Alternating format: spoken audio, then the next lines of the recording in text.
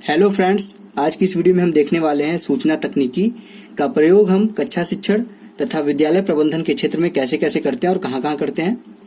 तो चलिए दोस्तों, पढ़ना शुरू करते हैं।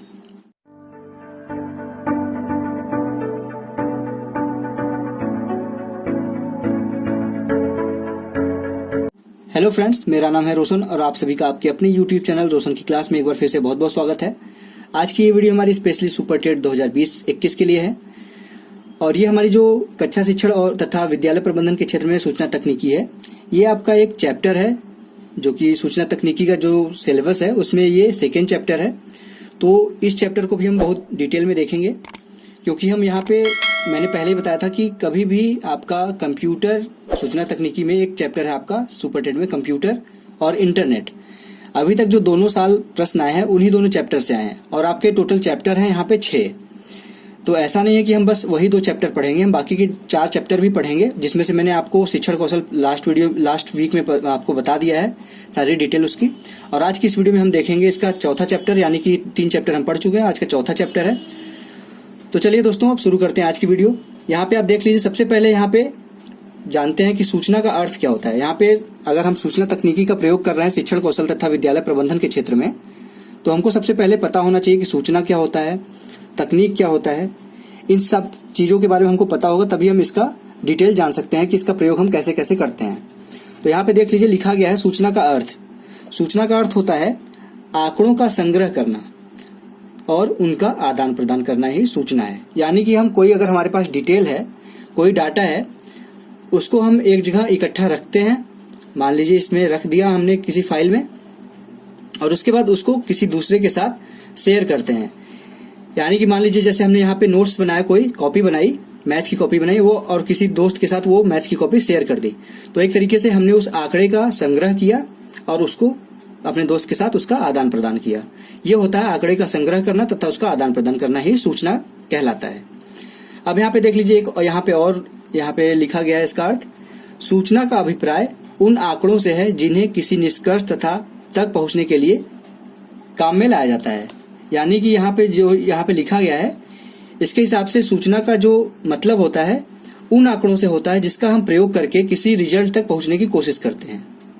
आशा करता हूं आप लोगों को समझ में आ रहा होगा यहाँ पे मैं आप लोगों को क्या समझाने की कोशिश कर रहा हूं। कोई भी ऐसा तरीका, कोई भी ऐसा डाटा जिसका प्रयोग करके हम किसी रिजल्ट तक पहुंच जाएं, उसको क्या कहते हैं? उसको कहते हैं सूचना। आशा करता हूं आप लोगों को समझ में आ गया होगा। अब यहाँ पे देख लीजिए किस तरीके से यहाँ पे सूचना का यहाँ पे दिया गया है ग्राफ। यहाँ पे देख लीजिए लिखा गया है प्राथमिक कच्चे आंकड़े। यानी कि हमको शुरुआत में वो कच्चे आंकड़े मिलते हैं, यानी कि शुरुआत में हमारे पास रॉ डाटा होता है। यानी कि मान लीजिए हमारे पास ABCD है, ABCD इस तरीके से एक एग्जाम्पल ले रहे हैं। ये हमारे पास रॉ डाटा है कि ये अल्फाबेट है। अब इसको हम प्रोसेस करते हैं। अगर हमको बोला जाए कि ABCD से कोई ऐसा वर्ड बनाइए जो यहाँ पे तीनों चारों अक्षरों से मिलके बनता हो, तो हमको यहाँ पे कोई एक ऐसा वर्ड प्रोसेस में ऐसा वर्ड बनाना पड़ेगा जो इन चारों अल्फाबेट का प्रयोग करके यहाँ पे बनेगा। अब उसके बाद ये होता है प्रोसेसिंग। जो आंकड़ा हमने उठाया था कच्चा, उसका यहाँ पे हमने उसका शोधन किया, यानी कि परिकलन किया, यानी कि प्रोसेसिंग की, उसको शुद्ध एक तरीके से किया। अब उसके बाद जब उस आंकड़े का शुद्ध रूप कर लिया हमने, तो उसको आगे पहुंचा दिया उसको, जिसको हम कहते हैं सूचना। ये था सूचना तकनीकी, सूचना का प्रोसेस, कैसे ये शुरुआत होता है, कैसे वो सूचना में बदलता है। अब यहाँ पे उसके बाद देख लीजिए, सूचना देखने के बाद हम देखते हैं यहाँ पे तकनीक के बारे में। तकनीकी का अर्थ, यहाँ पे देख लीजिए तकनीकी का अर्थ लिखा गया है वैज्ञानिक आविष्कारों, नियमों, सिद्धांतों तथा प्रक्रियाओं का जीवन के विभिन्न पहलुओं में प्रयोग करना ही तकनीकी है। यानी कि सबसे पहले साइंटिस्ट जो कोई भी आविष्कार करते हैं, जैसे कंप्यूटर का आविष्कार किया, मोबाइल का आविष्कार किया, कोई नियम कानून बनाते हैं, जैसे न्यूटन के first law, second law, third law, ये सब हैं नियमों सिद्धांतों, उसी से हो गया। या फिर प्रक्रियाओं, कोई कार्य करने की प्रक्रिया, मैथ को जैसे सॉल्व करना है तो 2 + 2 4 होता है, ये जैसे एक तरीके से प्रक्रिया हो गई। इन सभी चीजों का अपने जीवन के विभिन्न पहलुओं, यानी कि जीवन में आपके लाइफ में पर डे कुछ न कुछ ऐसे काम आप करते होंगे जिसमें किसी न किसी, जैसे अभी मैं आपके लिए वीडियो ये बना रहा हूँ, तो इसके लिए मैं अपने मोबाइल का प्रयोग कर रहा हूँ, तो एक तरीके से आप समझ सकते हैं कि अपने जीवन में आप सभी लोग कहीं न कहीं पर डे कुछ न कुछ ऐसी चीजें यूज करते होंगे, वैज्ञानिक तरीकों का, आविष्कारों का, नियमों का, जिसका आप अपने पर्सनल दैनिक जीवन में प्रयोग करते हैं। उसी को क्या कहा जाता है? उसी को कहा जाता है तकनीकी। आशा करता हूं आप लोगों को ये भी समझ में आ गया होगा। अब इसके बाद तकनीकी का यहाँ पे ब्लूमर जी ने एक यहाँ पे अर्थ बताया था, इन्होंने परिभाषा दी थी। यहाँ पे देख लीजिए, लिखा गया है, तकनीकी व्यवहारिक उद्देश्यों की पूर्ति हेतु वैज्ञानिक सिद्धांतों का प्रयोग है। इसको दिया किसने था? ब्लूमर ने। इसको ध्यान दीजिएगा, कभी कभी पूछ लेता है कि ये दे देगा, इसमें से बोल देगा कि ये किसका सिद्धांत है, वहां पे 4 ऑप्शन दे देंगे।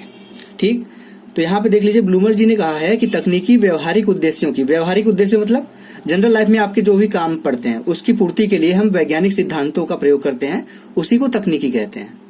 ठीक, अब इसके बाद सूचना तकनीकी का अर्थ आपको अलग अलग पता चल गया। अब यहाँ पे सूचना तकनीकी का अगर साथ में आपको अर्थ देखना हो तो यहाँ पे देख लीजिए, लिखा गया है, सूचना तकनीकी ऐसा विज्ञान और तकनीकी ज्ञान है जिसकी सहायता से सूचनाओं का संग्रहण सुरक्षित, नियंत्रित, संप्रेषित किया जाता है।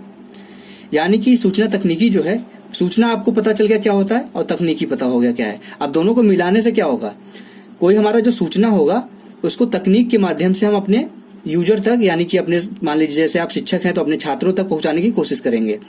परंतु हो सकता है कि वो कुछ सेंसिटिव डाटा हो, कोई सिक्योर डाटा हो आपका, कोई आप सूचना वो बाहरी छात्रों से वो उसका आदान प्रदान नहीं करना चाहते, तो उसके लिए कुछ ऐसी उसको इकट्ठा करेंगे कहीं पे और उसको सुरक्षित रूप से, तकनीक के माध्यम से सुरक्षित रखने का मतलब कि वो किसी दूसरे के पास नहीं पहुंच पाए, और नियंत्रित, जिसको आप भेजना चाहते हैं उसी के पास पहुंचे। ठीक, संप्रेषित किया जाना ही आपका सूचना तकनीकी है। आशा करता हूं आप लोगों को सूचना तकनीकी का यहाँ पे एक साथ जो अर्थ है वो पता चल गया होगा कि अगर आप सूचना का तकनीक के माध्यम से आदान प्रदान करते हैं, सुरक्षित और नियंत्रित माध्यम से, तो उसको कहते हैं सूचना और तकनीकी। ठीक, अब ये था सूचना तकनीकी। अब इसका हम सूचना तकनीकी का जो मुख्य, जो जितने भी प्रकार से हम सूचना तकनीकी एक दूसरे से आदान प्रदान कर सकते हैं सूचनाओं का, वो देखते हैं वो कितने प्रकार के होते हैं। अब यहाँ पे दोस्तों देखिए, सूचना तकनीकी के विभिन्न संचार साधन, यानी कि सूचना तकनीकी के कितने तरीके के साधन होते हैं जिससे हम सूचनाओं का आदान प्रदान करते हैं। यहाँ पे देख लीजिए, पहला है ए, मुद्रित संचार साधन। मुद्रित मतलब वो प्रिंटेड है। प्रिंटेड कौन कौन से संचार के साधन होते हैं यहाँ पे मैंने लिख दिया है। पाठ्य पुस्तक, यानी कि जो आपकी किताब, जैसे ये इस समय यहाँ पे मैंने लिखा हुआ है, ये एक तरीके से मुद्रित संचार साधन में आएगा। परंतु ये आपको इस तरीके से अगर आपको डायरेक्ट मिल जाए कॉपी ये वाली, तो ये हो जाएगा मुद्रित संचार साधन। परंतु ये अगर मैं वीडियो बना के आप तक पहुंचाऊंगा तो ये आपका आ जाएगा दृश्य श्रव्य उपकरण में। तो यहाँ पे ये चीज ध्यान दीजिएगा, मुद्रित में होता है जो आपके सामने प्रत्यक्ष रूप में पाठ्य पुस्तक है, पत्रिकाएं हैं, जिससे आप सूचना प्राप्त करते हैं। और यहाँ पे फिर दूसरा देखिए, प्रत्यक्ष जानकारी देने वाला। यहाँ पे प्रत्यक्ष जानकारी देने वाला मतलब कि कोई चीज देख के आपको जानकारी मिल रही है। जैसे कि ऐतिहासिक स्थान है, मान लीजिए कि ताजमहल है, ताजमहल को देख के उसके बारे में आप थोड़ा बहुत इन्फॉर्मेशन ले सकते हैं, नॉलेज ले सकते हैं, सूचना कि उसको किसने बनवाया, उसको कब बनाया गया, ये सारी चीजें। जैसे बाग बगीचे होते हैं, उनको देख के आपको पता चलता है कि कौन सा पेड़ कैसा होता है, कैसे फल वो निकलते हैं उसमें से, कैसे फूल होते हैं उसके, ये सारी चीजें आप प्रत्यक्ष रूप से देख सकते हैं। ये हो गया प्रत्यक्ष जानकारी देने वाले सूचना संचार के साधन। उसके बाद तीसरा यहाँ पे देख लीजिए, लिखा गया है, तीसरा है दृश्य श्रव्य उपकरण। दृश्य श्रव्य उपकरण मतलब जिसको हम देख के या फिर सुन के आप सूचना का ज्ञान कर सकते हैं। तो यहाँ पे देख लीजिए, जैसे आकाशवाणी है, रेडियो आप सुन के कोई इन्फॉर्मेशन ले सकते हैं, सूचना ले सकते हैं, या फिर दूरदर्शन यानी कि टीवी आप देख के, यहाँ पे दूरदर्शन लिख दिया गया, इसमें आप कुछ भी रख सकते हैं, जैसे आपका कोई भी चैनल हो गया, स्टार हो गया, जी हो गया, कोई भी। तो जिसको आप देख के सूचना प्राप्त कर सकते हैं, जिसको सुन के सूचना प्राप्त कर सकते हैं, वो आ जाता है हमारा दृश्य श्रव्य उपकरण। दृश्य मतलब देख के, श्रव्य मतलब सुन के, जिन उपकरणों से हम सूचना प्राप्त करते हैं वो हो जाता है दृश्य श्रव्य उपकरण। अब यहाँ पे उसके बाद देखिए, लिखा गया तीसरा, चौथा मौखिक सूचनाएं। मौखिक सूचनाएं हमको कहाँ से प्राप्त होती हैं? मौखिक सूचना हमको अध्यापकों से प्राप्त होती है। जैसे अगर हम क्लास में कोई चीज, अगर हम शिक्षक छात्र हैं तो हम अध्यापकों से सूचनाएं प्राप्त करते हैं, वो हमको कुछ पढ़ाता है तो हमारी नॉलेज में वृद्धि होती है। विद्यालय में अगर आप टीचर हैं तो अपने हम सहकर्मियों से कुछ इन्फॉर्मेशन लेते हैं। अगर आप पढ़ रहे हैं, छात्र हैं, तो अपने सहपाठियों से कुछ नॉलेज आपकी वृद्धि होती है उसमें। आदि द्वारा प्राप्त औपचारिक तथा अनौपचारिक सूचनाएं जो होती हैं वो मौखिक सूचनाओं में आती हैं। तो ये हो गया आपके सूचना के विभिन्न संचार के साधन। अब इसके बाद देखते हैं कि कक्षा में हम कैसे इसका यूज करते हैं। अब यहाँ पे दोस्तों देखिए, यहाँ पे अब आपका मेन टॉपिक शुरू होता है यहाँ से, कक्षा शिक्षण के क्षेत्र में सूचना तकनीकी। यानी कि शिक्षण कार्य हम जब कक्षा में करते हैं तो उसमें हम क्या क्या सूचना तकनीकी का प्रयोग करते हैं। वर्तमान में कक्षा शिक्षण में निम्नलिखित तरीकों द्वारा सूचना तकनीकी का उपयोग किया जाता है। जैसे यहाँ पे देख लीजिए, लिखा गया पहला पॉइंट यहाँ पे, कक्षा में कंप्यूटर। आजकल आप देख रहे होंगे कि किसी भी क्लास में, चाहे वो छोटे बच्चों की क्लास हो चाहे बड़े बच्चों की क्लास हो, तो उसमें कंप्यूटर का प्रयोग बढ़ता जा रहा है। अब कंप्यूटर का प्रयोग क्यों बढ़ता जा रहा है, यहाँ पे देखते हैं। कक्षा में कंप्यूटर की उपस्थिति शिक्षक को नए पाठ को पढ़ाने, प्रस्तुतिकरण करने, बाहर की दुनिया को कक्षा में लाने, शैक्षिक वेबसाइटों को दिखाने में सहायता प्रदान करता है। यानी कि जो कंप्यूटर है, देख रहे हैं कि शिक्षा के क्षेत्र में लगातार इसकी वृद्धि होती जा रही है कंप्यूटर का।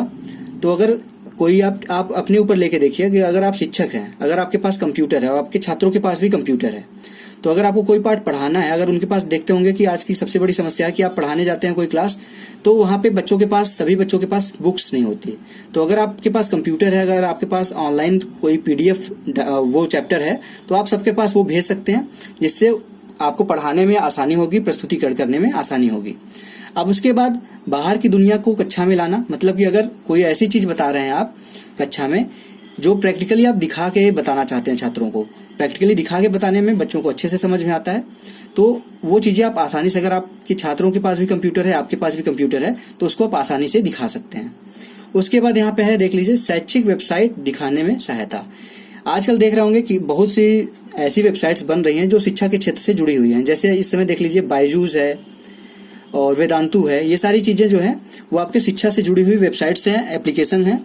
तो उनको दिखाने के लिए आपके पास कुछ ऐसा साधन होना चाहिए, चाहे तो आपके पास मोबाइल होना चाहिए एप्लीकेशंस के लिए, या फिर आपके पास लैपटॉप, कंप्यूटर होना चाहिए। तो उसके लिए कक्षा में कंप्यूटर की जो इम्पोर्टेंस है उसका बढ़ता जा रहा है, महत्वपूर्ण, कक्षा के लिए एक महत्वपूर्ण साधन बनता जा रहा है ये।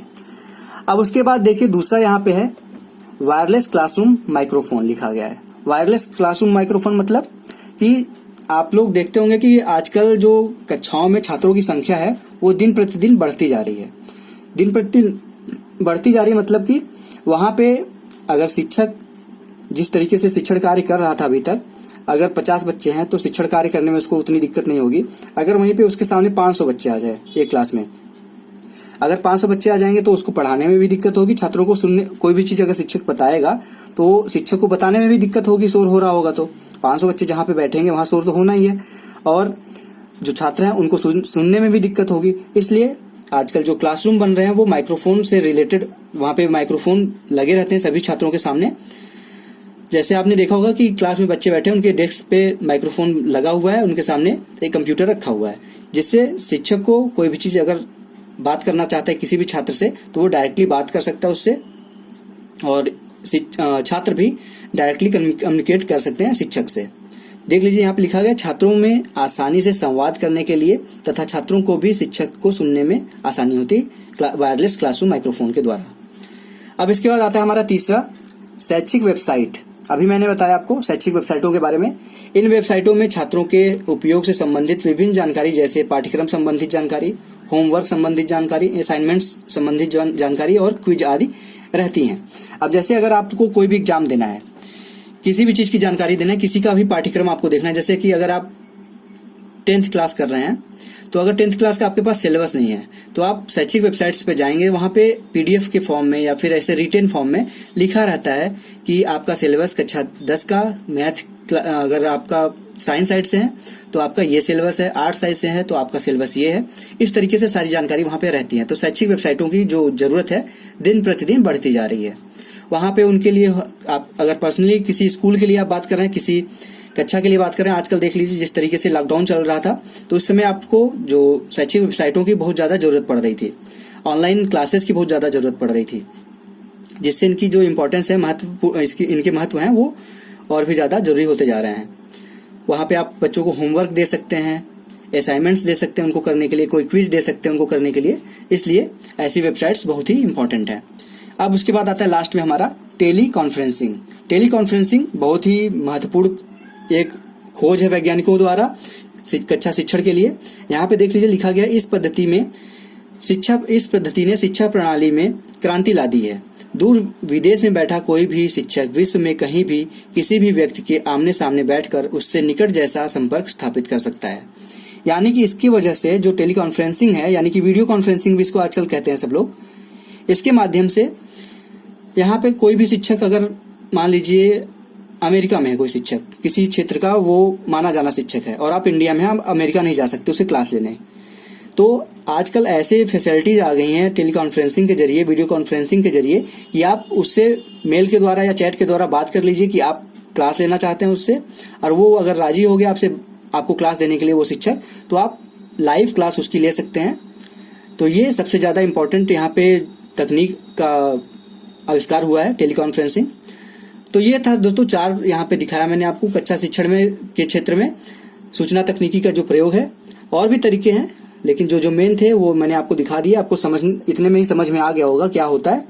अब इसके बाद देखते हैं हम कि जो आपका विद्यालय प्रबंधन है उस क्षेत्र में हम सूचना तकनीकी का प्रयोग कैसे करते हैं। अब यहाँ पे दोस्तों देखिए, विद्यालय प्रबंधन के क्षेत्र में सूचना तकनीकी, यानी कि विद्यालय के काम काज में हम सूचना तकनीकी का कहाँ पे प्रयोग करते हैं। यहाँ पे देख लीजिए लिखा गया है, विद्यालय प्रबंधन के क्षेत्र में सूचना तकनीकी का उपयोग निम्न तरीकों से होता है। यहाँ पे पहला तरीका है, देखते हैं इसको। आधिकारिक वेबसाइटों द्वारा विद्यालय, विद्यार्थी व अभिभावकों के मध्य संबंध स्थापित करना। यानी कि इसको मैं समझाऊं इस तरीके से, अगर प्रैक्टिकली, तो देखते होंगे सभी जिले में कुछ ऐसे कॉलेज होते हैं जो अपने आप को टेक्निकली साउंड करते हैं, और होते भी हैं वो टेक्निकली थोड़े से स्ट्रांग होते हैं वो। तो उनके पास क्या होता है, एक उनकी पर्सनल वेबसाइट होती है। वेबसाइट का मतलब मैंने आपको बता दिया है, कंप्यूटर की क्लास में मैंने वेबसाइट के बारे में बताया आपको, यहाँ पे भी मैं बता देता हूँ आपको। वेबसाइट जो होता है वो आपके वेब पेज का समूह होता है। एक तरीके की इन्फॉर्मेशन जिन वेब पेजेस पे होती है उनके समूह को हम वेबसाइट कहते हैं। और वेबसाइट जो है, जैसे ये एक तरीके का वेब पेज हो गया, मान लीजिए ये पेज है, उसको वेब पेज मान लीजिए। तो इस तरीके के 8, 10, 20, 100, 50 जितने भी पेज होंगे उनका एक समूह होगा, उसको मिला के एक यहाँ पे डोमेन बनाया जाता है। डोमेन मतलब जैसे www.google.com। तो ये एक तरीके से एक वेबसाइट है, उस पर पूरे जितने वेब पेज होंगे वो एक दूसरे से कनेक्टेड होंगे।